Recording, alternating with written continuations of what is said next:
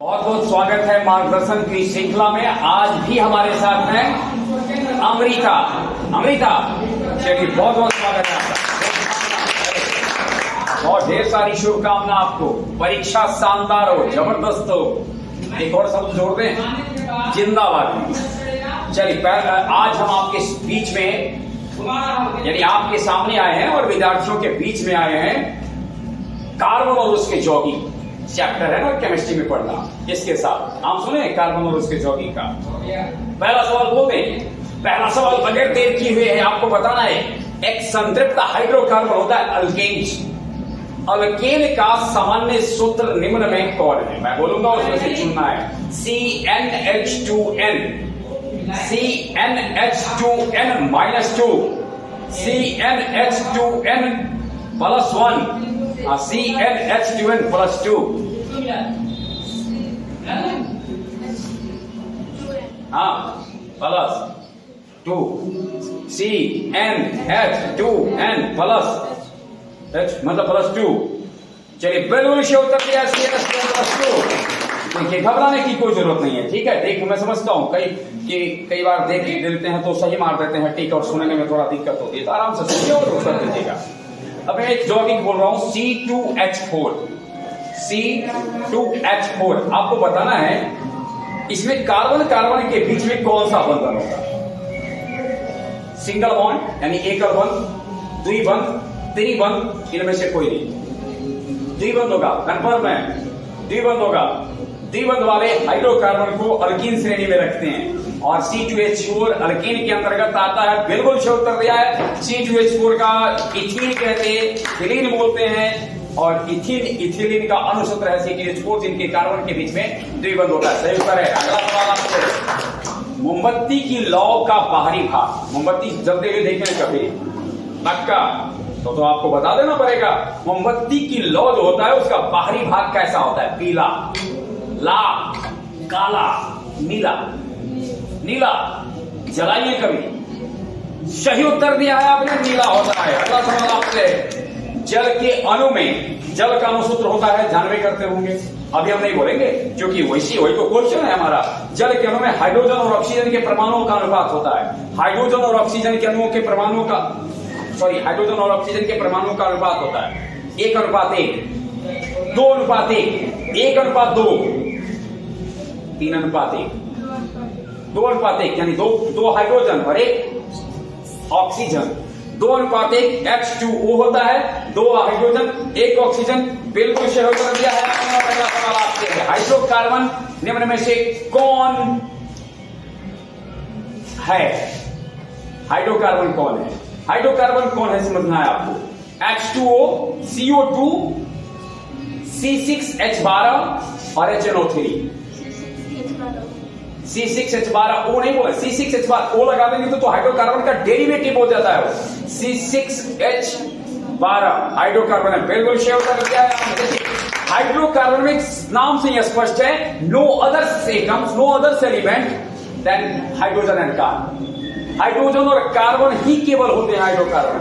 और हाइड्रोजन को हटा करके अगर कोई दूसरा आइटम आ रहा है, रिप्लेस कर रहा है, तो उसको बोलते हैं डेरिवेटिव्स ऑफ हाइड्रोकार्बन, हाइड्रोकार्बन का व्युत्पन्न। अगला सवाल आपसे, मीथेन में कितने सहसंयोजक बंधन होते हैं? पहले तो आप ये जान लें कि कार्बनिक यौगिक में सहसंयोजक बंधन पाए जाते हैं। आपको बताना है मीथेन में कितने सहसंयोजक बंधन होते हैं। 2, 3, 4, 5, 4। बिल्कुल जानते हैं। CH4 कितना होता है? CH4। अगला सवाल आपसे है, C2H5OH इसमें क्रियात्मक समूह, फंक्शनल ग्रुप कौन है? Option A ketone, option B aldehyde, option C alcohol, option D में से कोई नहीं।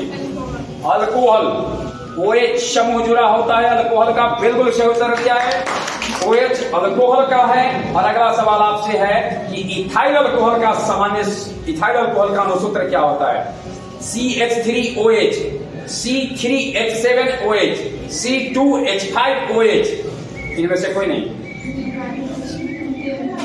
C5H10, इथाइल में C5H10 गलत उत्तर है।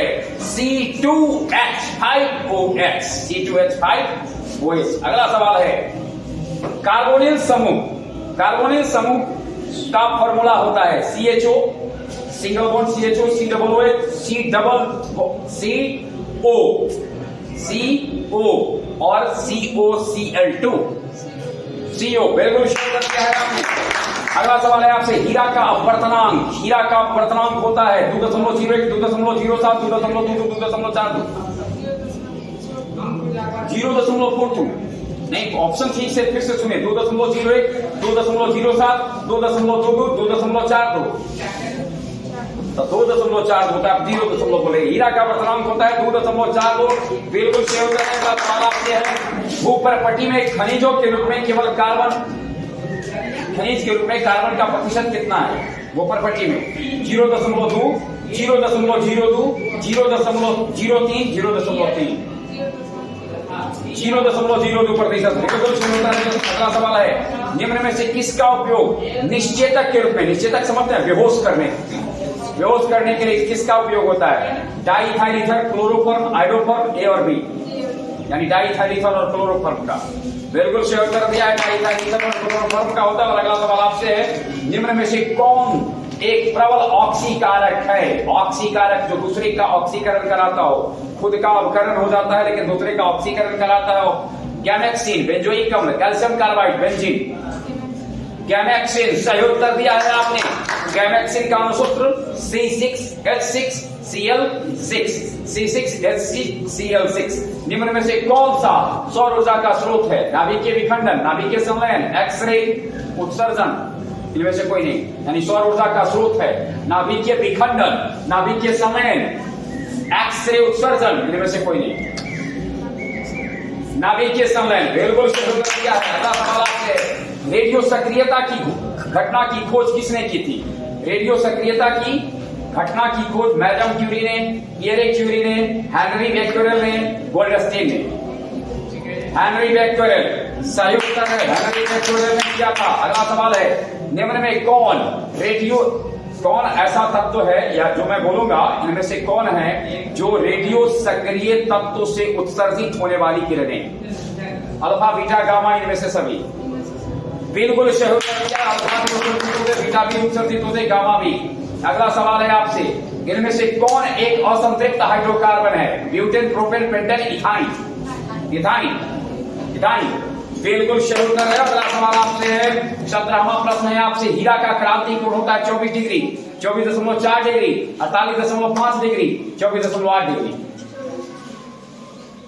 24 याद नहीं, लेकिन 24 है, ठीक है। बिल्कुल सही उत्तर है, 24.4 डिग्री का है ना। दो है, 24.8 है, 24.4 भी, 24.4 डिग्री है। अगला सवाल है आपसे, कौन सा जुग्म समावयवी का है? समावयवी समझते हैं, वैसे यौगिक जिनके अणुसूत्र समान होते हैं परंतु उनके रचना में भिन्नता के कारण उनको उनके गुणों में भिन्नता पाई जाती है, एक दूसरे के समावयवी कहलाते हैं। इस घटना को समावयवता कहते हैं। आपको बताना है कि हम जो बोलेंगे इनमें से कौन समावयवी हैं आपस में। C2H6, C6H6 ऑप्शन है। दूसरा C4H5, C4H10। तीसरा C5H10, CH3O, CH3। और अगला है CH3O, CH3, C5HO, C6H12, इनमें से कोई नहीं। अरे CH3O, CH3, सॉरी ये नहीं है। क्यों नहीं है वो मैं आपको बता रहा हूं, क्योंकि हमने कहा कि अवयव समान होने चाहिए और इसमें तो 5 कार्बन है और उसमें कोई, अर्थात इसमें से कोई नहीं है। चलिए अगला सवाल आपसे है, ऑक्सीजन में 2 परमाणुओं के बीच का जो बंधन होता है तो O2 में वो कौन सा बंधन होता है? 1 बंधन, 2 बंधन, 3 बंधन, कोई बंधन? 2। बिल्कुल सही उत्तर दिया है 2। और अगला सवाल और लास्ट सवाल आपसे है, फुल्लेरीन का नाम सुने हैं? फुल्लेरीन का सूत्र बताना है आपको। C50, C60, C70, C30, C60 correct answer है। अब आप जा सकती हैं, अगले दिन फिर मुलाकात होगी। बहुत बहुत धन्यवाद।